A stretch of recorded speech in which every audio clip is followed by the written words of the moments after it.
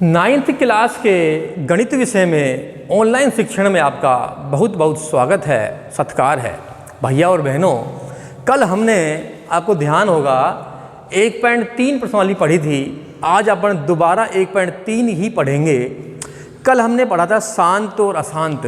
शांत क्या है, अशांत क्या है और उनका दशमलव प्रसार क्या है, इसके बारे में कल अपन ने पढ़ा था। आज अपन थोड़ा आगे बढ़ रहे हैं। इसमें अपन पढ़ेंगे, एक क्वेश्चन लिखा हुआ है 0.6, लेकिन 6 के ऊपर आवर्ती है। आप लोग देख रहे होंगे जिसके ऊपर आवर्ती आती है वो अंक बार बार रिपीट होता है। जैसे मान लीजिए ये है 0.6, ऐसा है, ये ऐसा है, 6 पे आवर्ती है, तो अपन इसको ऐसे भी लिख सकते हैं 6 6 6 6, ये बार बार आता रहेगा। इस तरह से लिख सकते हैं अपन, कोई दिक्कत। जिस अंक पे आवर्ती है, जैसे मान लीजिए ऐसा होता, इस पे आवर्ती होती 2 और 7 पे आवर्ती है, तो इसको अपन ऐसे लिखेंगे, ये चीज़ बार बार रिपीट होगी। जिस अंक पे आवर्ती आ रही है वो अंक बार बार रिपीट होगा, ये चीज़ हम देखेंगे इसमें। भैया और बहनों, आप लोग ध्यान देंगे थोड़ा सा। थोड़ा बोर्ड खराब हो गया है, इसको अपन ढंग से साफ करेंगे। देखिए, ये क्वेश्चन लिखा हुआ है, हमसे कहा गया है आगे, ये क्वेश्चन नंबर 3 की बात कर रहा हूँ मैं। 1.3 में क्वेश्चन नंबर 3 का पहला सवाल है ये। इसमें कह रहा है इसको P/Q के रूप में व्यक्त कीजिए, या इसे P/Q के रूप में लिखिए। P/Q यानी कि परिमेय संख्या के रूप में लिखिए इसे, ठीक है। तो अपन एक काम करेंगे, इसे लिखेंगे माना x बराबर, ऐसे लिख देंगे अपन। 6 पे आवर्ती है, कोई दिक्कत नहीं है। या x बराबर,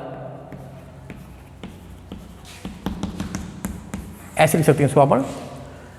6 पे आवर्ती है, 6 6 6 6 बार बार आएगा, रिपीट होगा बार बार, ये चलता रहेगा। ये क्रम आगे बढ़ता ही रहेगा, आगे रुकने वाला क्रम नहीं है, अनंत है ये आगे तक, कोई दिक्कत नहीं है अपन को। समीकरण 1 डाल दिया अपन ने, ठीक है। अब लिखेंगे हम समीकरण 1 को 10 से गुणा करने पर, देखिए भैया और बहनों, आप लोग कहेंगे या मन में सोचेंगे 10 से गुणा क्यों किया है हमने, क्योंकि एक अंक पे आवर्ती है। अगर 2 अंक पे आवर्ती होगी तो गुणा करेंगे 100 से हम, अगर 3 अंक पे आवर्ती होगी तो गुणा करेंगे 1000 से। इस तरह से जितने अंक पे आवर्ती होगी उतनी जीरो हमारे पास आएंगी। जितने अंक पे आवर्ती है उतनी ही जीरो हमारे पास आ जाएंगी। तरीका सब में वही रहेगा। 10 से गुणा करिए आप, पहले करो इसको 10 से गुणा, 10x आएगा। अब 10 से गुणा करेंगे इसको, ये पॉइंट यहाँ दिख रहा है आपको 0.6 है, तो अपन एक काम करेंगे, 10 में 1 0 है, तो जो पॉइंट यहाँ पे वो यहाँ जाएगा, 6 पॉइंट ये आ जाएगा हमारे पास। यानी कि अगर 1 0 है तो पॉइंट 1 अंक आगे सरक जाएगा। अगर 2 0 होती तो पॉइंट 2 अंक आगे सरकता। यह गुणा करके देख लेंगे आप। अगर आपको दिक्कत आए ऐसे तो आप रफ पन्ने में गुणा करके देख सकते हैं, कोई दिक्कत नहीं है। समीकरण 1 और 2 बन चुका है हमारे पास। अब लिखेंगे हम समीकरण 2 में से 1 को घटाने पर,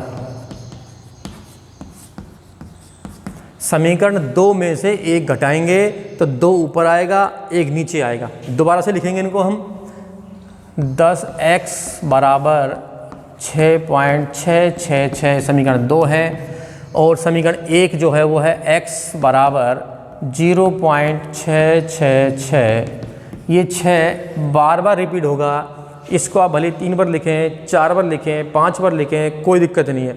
ये जो क्रम दिखा रखा अपन ने, ये इसका मतलब है ये क्रम आगे बढ़ रहा है। ये 6 बार बार आते ही रहेंगे।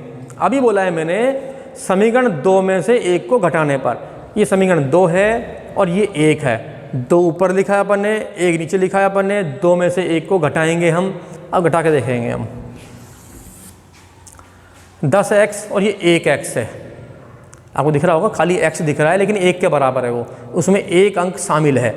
10 में से 1 गए तो 9 बचेंगे, 9x आ गए। ये देखिए आप, ये 6 में 6 गए तो 0, ये 0, ये 0, ये पॉइंट का पॉइंट, और ये 6 के 6। अब पॉइंट के बाद जो 0 0 सब हट जाएंगी, कोई मतलब नहीं है उनका। यानी कि 9x बराबर 6 बच गए हमारे पास। मैं आपसे एक बात और कहना चाहूँगा बीच में, जो घटाव अपन करते हैं या जोड़ अपन करते हैं, जोड़ और घटाव में अपन ध्यान रखेंगे कि पॉइंट नीचे ही पॉइंट आना चाहिए। भले ही अपन जोड़ कर रहे हैं, अपन घटाव कर रहे हैं, कुछ भी कर रहे हैं, जो पॉइंट है उसके नीचे ही पॉइंट आएगा, ये ध्यान रखेंगे आप, गलती नहीं होगी। और जो पॉइंट से पहले है वो पॉइंट से पहले ही आना चाहिए इसमें, जो पॉइंट के बाद में है वो पॉइंट के बाद आना चाहिए, तो गलती अपनी नहीं होगी। यानी कि क्रम बना रहेगा अपना, उसमें गलती के चांस नहीं रहेंगे। फिलहाल अपने पास में समीकरण 2 में से 1 को घटाने पर 9x बराबर 6 आ चुका है। 9x बराबर 6 है, हमें x का मान निकालना है, तो x बराबर ये 6 तो है ही हमारे पास, जो 9 यहाँ पे है वो गुणे में है यहाँ, तो बटे में जाएगा। 3 दूनी 6 और 3 तिया 9, ये आ गया 2/3 आ चुका है। x का मान 2/3 आ गया है हमारे पास।